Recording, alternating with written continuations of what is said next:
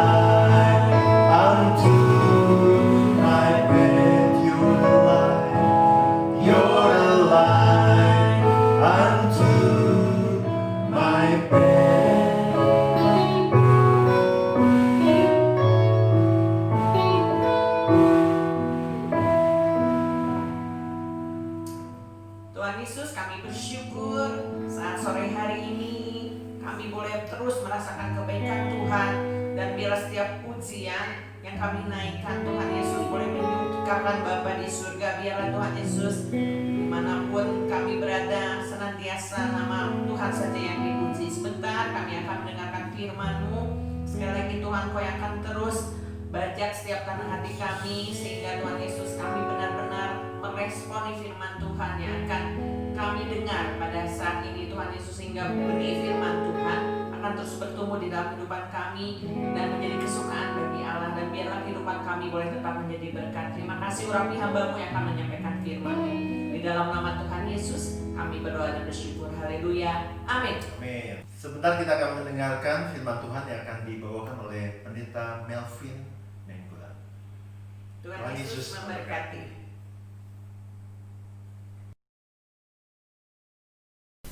Shalom, komunitas Midweek Worship. Selamat berjumpa kembali di channel ini.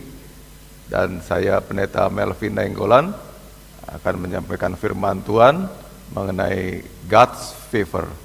Sebelumnya mari kita berdoa, tunduk kepala sebentar. Bapa dalam surga, kami bersyukur kalau Tuhan di masa pandemi ini ada banyak cara anak-anak Tuhan yang ditemukan oleh hikmat yang Kau berikan. Kami menemukan cara-cara baru dalam penyampaian firman Tuhan yang lebih segar, bahkan yang lebih luas lagi, bahkan juga yang melalui jaringan online, jaringan internet yang mencapai yang tanpa batas. Kami dapat menyampaikan firman Tuhan di luar area kami. Kami berdoa biar pemberitaan firman Tuhan dapat sampai pada kami semuanya. Dalam nama Yesus kami berdoa, amin. Salam Bapak Ibu Saudara semuanya yang kekasih dalam Tuhan. Hari ini kita akan berbicara mengenai God's favor, ya. God's favor. Favor itu artinya adalah kemurahan Tuhan, kebaikannya, perkenaannya, atau kebaikan hatinya, dan banyak lagi pengertian-pengertian tentang favor. Tapi yang mau saya sampaikan bahwa favor atau God's favor adalah perkenanan Tuhan, atau saya bahasakan bahasa lain lagi adalah tentang perkecualian dari Tuhan untuk umatnya yang dikasihinya. Tahun ini bisa dikatakan merupakan tahun the year of many loss. Tahun kita banyak kehilangan. Ada orang yang kehilangan pekerjaannya, kehilangan waktu terbaiknya, kebersamaannya juga kehilangan, dan komunitas hamba Tuhan, komunitas jemaat Tuhan, karena gereja-gereja sementara juga ditutup. Juga ada juga orang yang kehilangan pekerjaannya, penghasilannya, dan banyak sekali. Bahkan ada juga di antara keluarga kita, jemaat kita, atau yang kita kenal, yang kehilangan nyawa juga karena korban COVID-19 ini. Nah, God's favor berbicara tentang ada sekelompok orang, komunitas tertentu atau perorangan yang karena diperlakukan khusus oleh Tuhan, dia tidak gentar menghadapi musibah-musibah atau pandemi-pandemi seperti ini. Saudara perlu ketahui bahwa pandemi ini bukan hanya baru ini terjadi. Masa-masa zaman Alkitab, bahkan di Perjanjian Lama pun, bahkan di kitab Kejadian juga sudah ada pandemi-pandemi, kelaparan dan sebagainya. Penyakit menular juga sudah ada. Dan orang-orang mendapat favor daripada Allah tidak perlu takut, karena Tuhan akan menyertainya dan dia perlakukan, dibela oleh Tuhan secara khusus.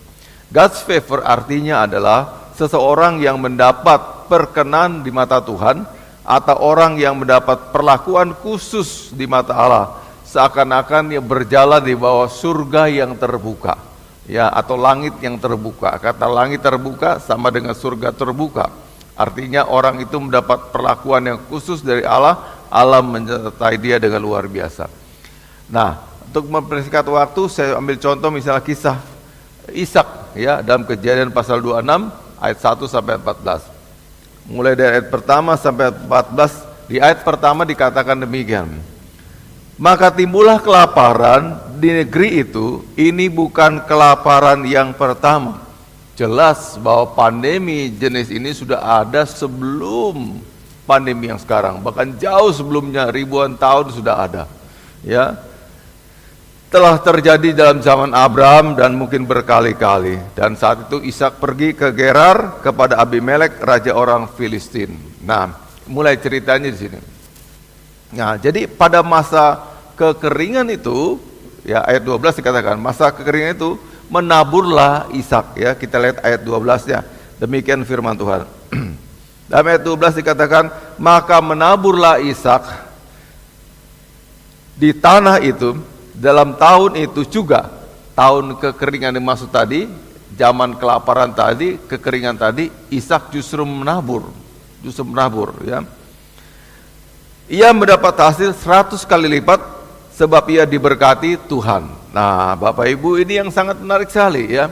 Jadi tahun di mana tahun kelaparan, tahun kekeringan, orang tidak bisa menanam apa-apa sebab tidak tumbuh apapun juga, justru Ishak menabur. Di saat yang luar biasa sekali, ya.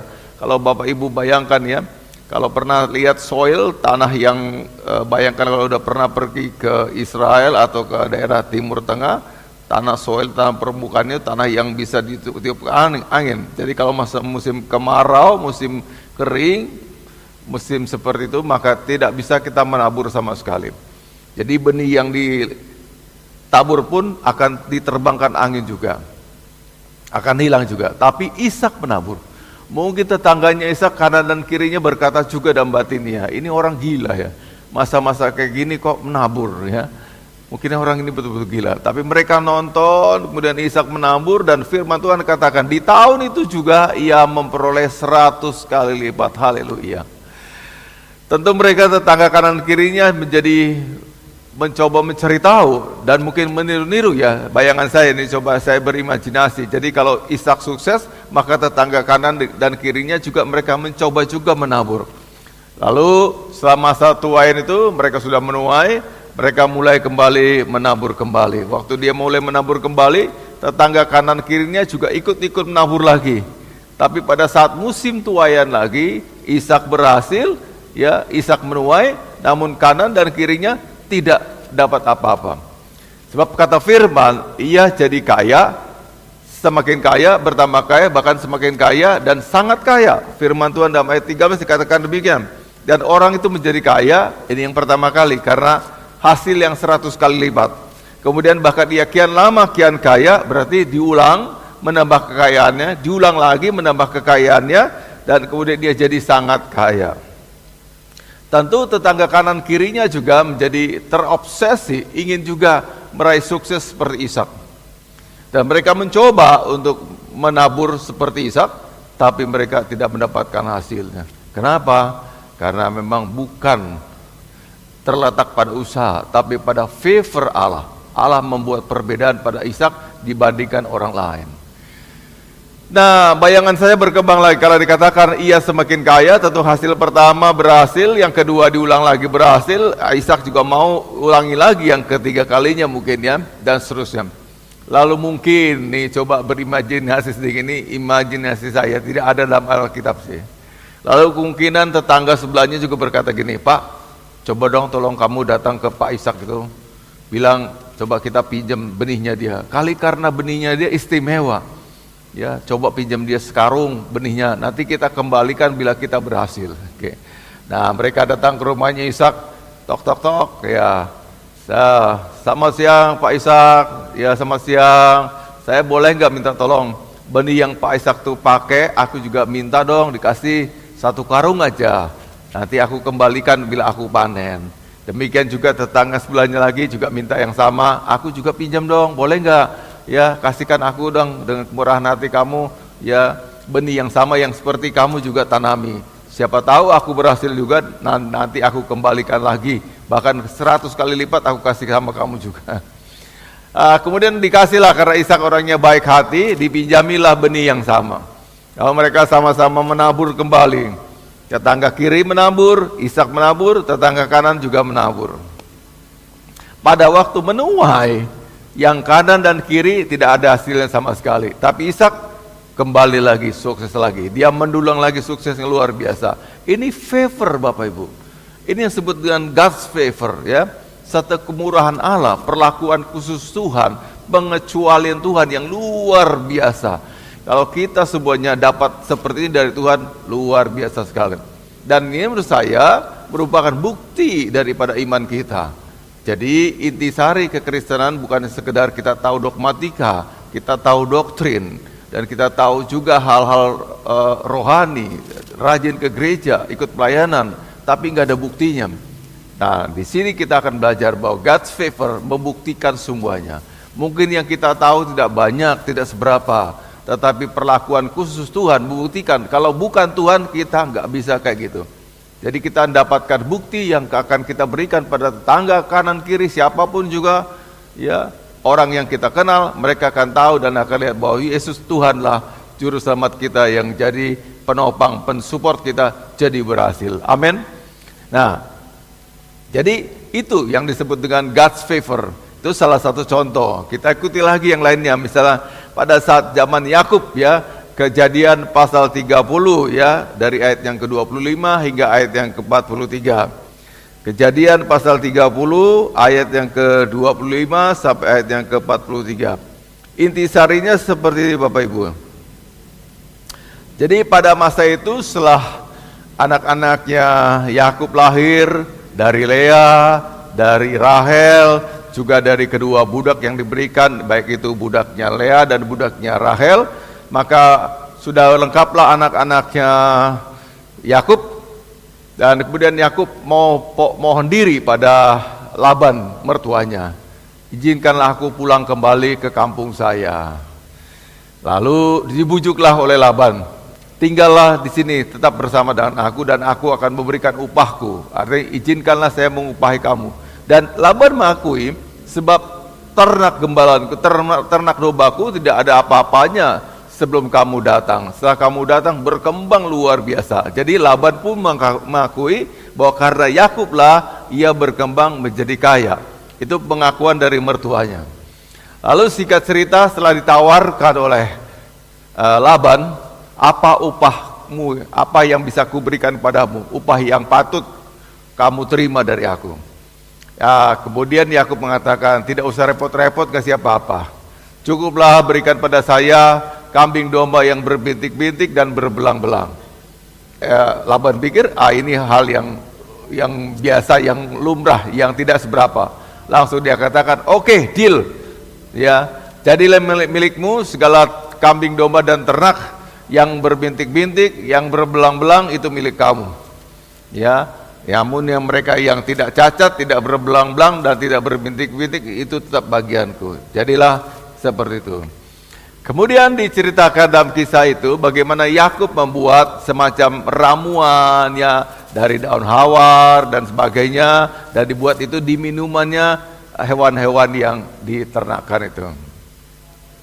Bapak Ibu singkatnya katakan bahwa perkembangannya ternak yang tidak seberapa yang dimiliki oleh Yakub sebagai hadiah, sebagai upah atas kerja kerasnya untuk Laban, itu berkembang hingga menyamai bahwa kekayaannya Yakub dan kekayaan Laban sama. Ini luar biasa sekali. Bagaimana mungkin, ya? Saya bayangkan Bapak Ibu, ya, satu kelahiran yang menyimpang itu ada dalam 1000 kelahiran baru satu yang menyimpang. Jadi kambing dan domba yang berbelang-belang dan berbelang-belang pun dikawinkan, belum tentu anaknya juga berbelang-belang dan berbintik-bintik. Tapi ini hampir semuanya keturunan kambing dan domba itu semuanya berbelang-belang, berbintik-bintik. Hingga jumlahnya sampai menyamai dengan yang dimiliki oleh Laban. Bapak Ibu bisa bayangkan, ini pasti ada pribadi yang penuh kuasa yang bisa merubah genetiknya hewan dan kambing domba yang tadi itu. Jadi yang berbelang-belang dan berbintik-bintik itu hasil rekayasa genetiknya Allah yang melakukan itu. Dia bisa merubah itu. Allah bisa membelokkan, Allah bisa memutar, Allah bisa merubah genetika daripada hewan ternak tadi yang dimiliki oleh Yakub. Luar biasa. Anda bisa bayangkan kalau genetika pun bisa diubah oleh Tuhan, apalagi masalah hidup kita, apalagi pekerjaan kita, apalagi usaha kita, apalagi bisnis kita, apalagi keuangan kita. Anda coba bayangkan, mana lebih sulit? Memberikan kepada kita rezeki keuangan atau mengubah genetika? Tentu lebih sulit merubah genetik. Ya, itu bukan hal yang bisa dilakukan dengan usaha kita, tapi Anda memperoleh kekayaan bisa dengan usaha. Namun di sini Allah mau tunjukkan pada kita semuanya, Dia Allah segala-galanya yang sangat mungkin. God's favor, miliki itu Bapak Ibu. Ya, dengan itu maka kita akan tenang saja berjalan di masa pandemi ini, tidak perlu ketakutan, dan kita tahu Allah beserta dengan kita dan Dia akan melimpahkan segala berkat-berkatnya untuk anak-anak yang khusus yang dikasihinya. Amin. Nah, kemudian satu lagi contoh dari kisah Yusuf dalam Kejadian pasal 45, 10 ayat 10 dan 11, juga Keluaran 8 ayat 22 ya. Keluaran 8 ayat 22. Saya langsung bacakan aja yang Keluaran 8 ayat 22. Sekali lagi Keluaran 8 ayat 22. Kita bisa sama-sama saksikan dan buka di Alkitab. Tetapi pada hari itu aku akan mengecualikan tanah Goshen di mana umatku tinggal, sehingga di sana tidak ada pikat, supaya engkau mengetahui bahwa aku Tuhan ada di negeri ini. Luar biasa sekali Bapak Ibu, ya.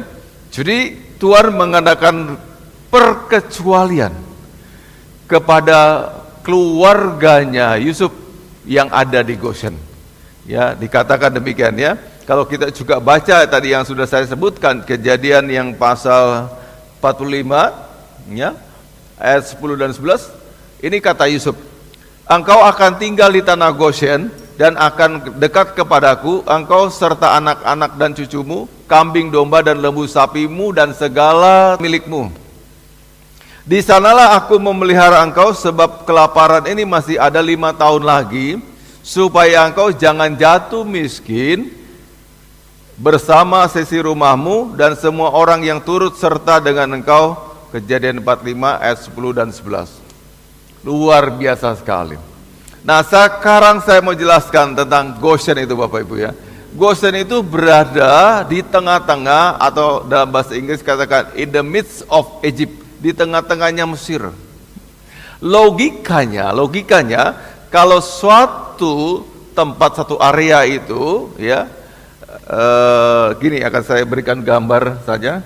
Nah, saya jelaskan lagi dengan gambar mengenai situasi Goshen tadi ya.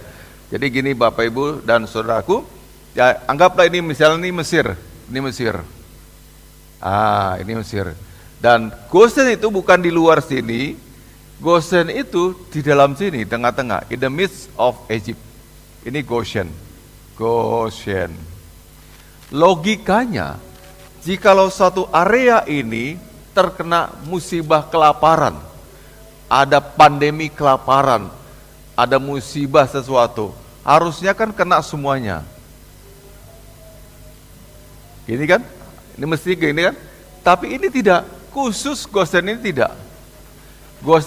Goshen dijauhkan dari kelaparan. Ya. Dan yang lain ini semuanya kelaparan, mereka juga termasuk membeli gandum dari Yusuf. Namun yang sini tidak.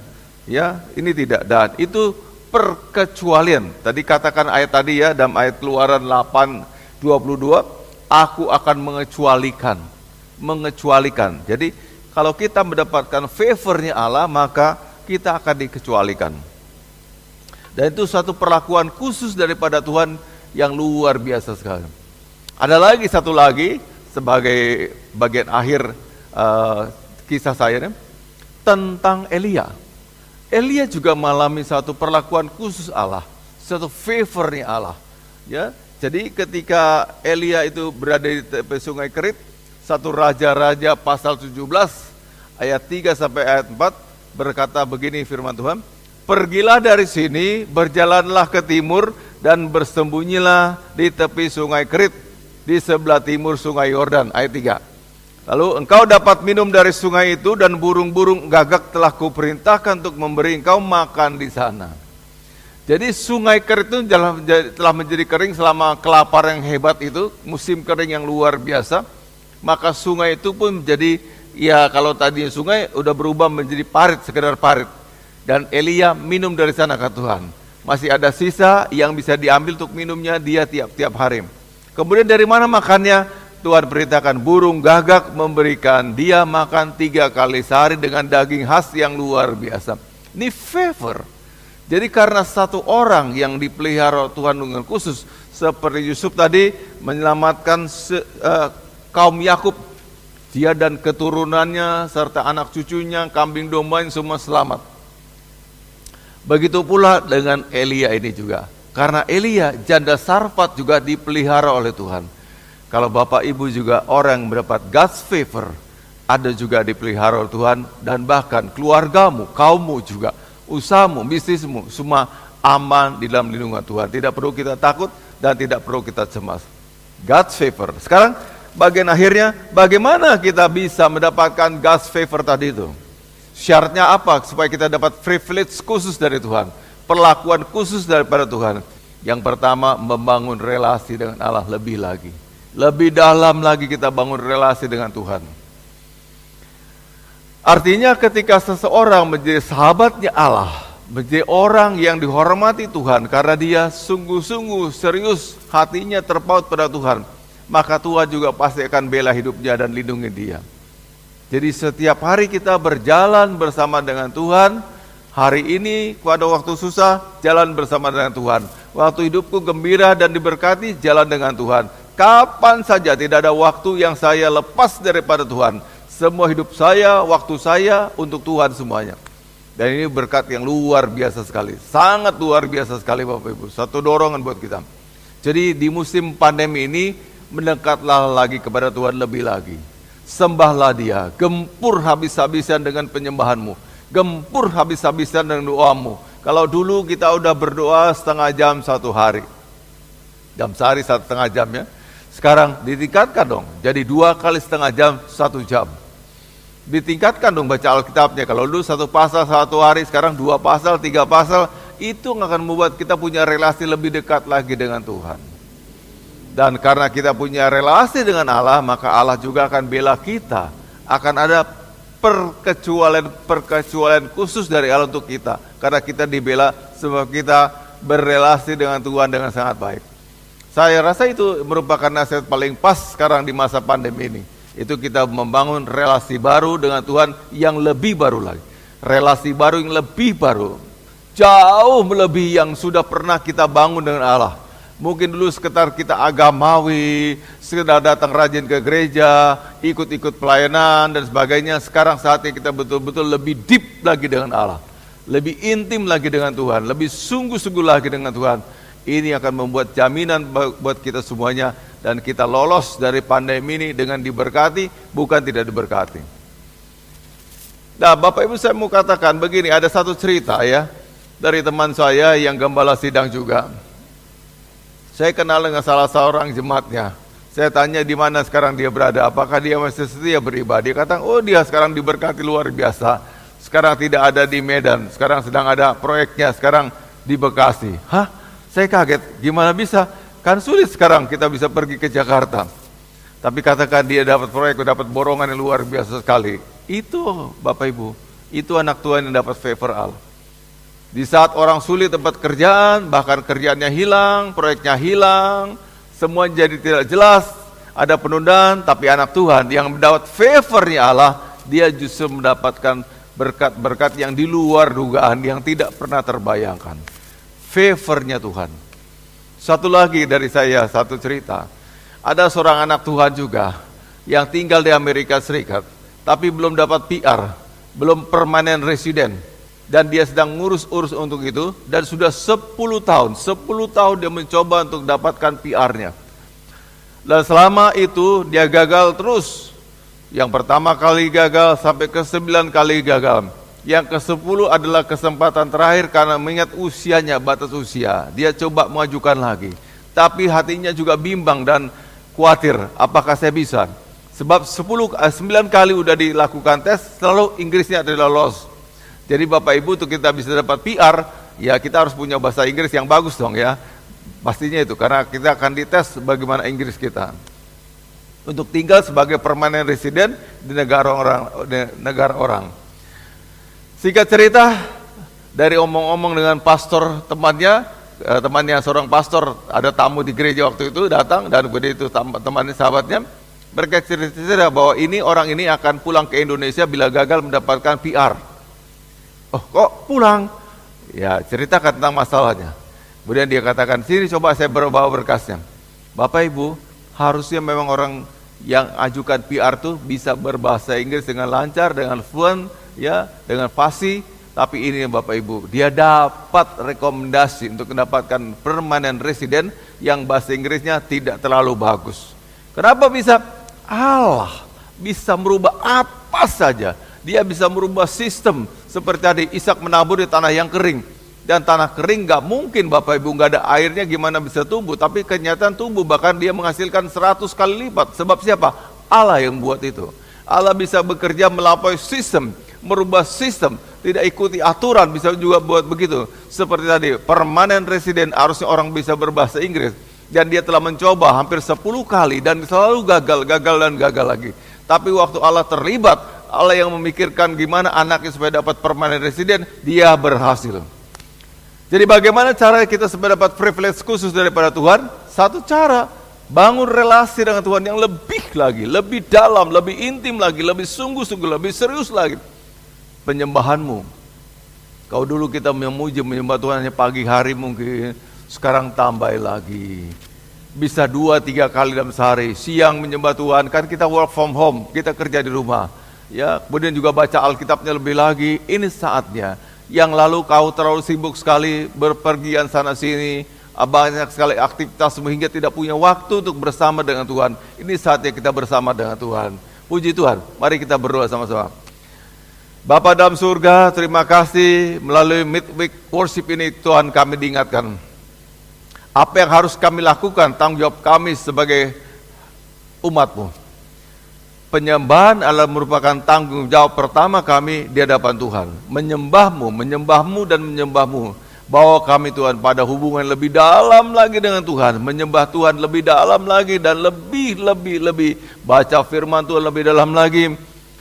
Merenungkan firman Tuhan lebih dalam lagi. Memeditasi firman Allah lebih lagi. Juga menyembah dan berdoa. Bangunlah Tuhan satu komunitas yang sungguh-sungguh berada di dekat-Mu dan hadirat-Mu terasa betul di hidup kami, keluarga kami, dan anak-anak kami. Berkati setiap usaha kami semuanya, pekerjaan kami, dan juga berkati keluarga kami, anak-anak kami. Kalau dulu kami kurang bersilaturahmi atau kami kurang quality time di keluarga, sekarang saatnya dengan pandemi COVID ini kami lebih lagi punya quality time yang luar biasa. Bahkan membawa seluruh anggota keluarga untuk lebih mengenalmu lebih lagi, untuk menyembahmu lebih lagi, untuk dekatan intim dengan Tuhan. Kami juga berdoa supaya Allah angkat COVID-19 ini dari Indonesia, bahkan dari dunia, jangan pernah kembali lagi. Dan aku berdoa di dalam nama Tuhan Yesus, Tuhan berkati, bahkan garda depan kesehatan, orang-orang yang berada di barisan depan, baik para perawat, juru medis, walaupun juga dokter-dokter, semua Tuhan berkati. Agar apa yang mereka lakukan betul-betul berhasillah Tuhan, membuat mereka juga dibentengi, dilindungi, hingga mereka tidak terkena atau terserang sakit penyakit apapun juga, dan tubuh mereka sehat supaya mereka bisa menolong kami semuanya. Berkati juga Indonesia. Kalau ada banyak negara saat ini juga yang sudah menyatakan diri, mendeklar bahwa mereka masuk dalam fase krisis dunia, krisis negara-negara adik kuasa yang luar biasa. Indonesia juga kemungkinan seperti itu. Tapi jadikanlah kami Tuhan dalam favor-Mu, dalam kemurahan-Mu, dalam perkenananmu, dalam perkecualian-Mu, Indonesia tidak sama sekali terkenal sebagai negara yang krisis. Sebaliknya kami diberkati sampai berkelimpahan. Bahkan seluruh umat Tuhan juga diberkati dengan sangat luar biasa di dalam nama Tuhan Yesus. Dan berkatilah juga gereja-gereja, walaupun kami juga sedang terbatas tetap muka, ibadah tetap muka, dan berbagai kegiatan yang sekarang ini sedang dibatasi. Kami percaya roh kami justru semakin menyala-nyala, semakin menyembah Tuhan lebih lagi dalam tempat kesunyian, tempat sepi, tempat di keluarga. Hanya di rumah kami beribadah, tapi roh kami lebih menyentuh Allah lagi, dan Allah menjamah kami. Dan kami berharap lewat semua itu terjadi mujizat dalam pekerjaan, mujizat dalam keluarga, mujizat pada anak-anak kami, mujizat kesembuhan, kesehatan, dan proteksi ilahi yang luar biasa itu terjadi saat ini juga di dalam nama Tuhan Yesus Kristus. Aku berdoa dalam nama Tuhan Yesus, berkatilah juga para pastor yang mereka menggembalakan gereja-gereja dengan semangat yang ada, dan Tuhan urapi dan bentengi mereka untuk mereka tidak kena sakit penyakit apapun juga. Sebaliknya mereka menjadi orang-orang di garda depan dalam rohani yang terus memperjuangkan kami semua untuk iman kami naik levelnya dan semakin bertumbuh dalam Tuhan. Di dalam nama Tuhan Yesus kami sudah berdoa dan ucap syukur. Haleluya. Amin.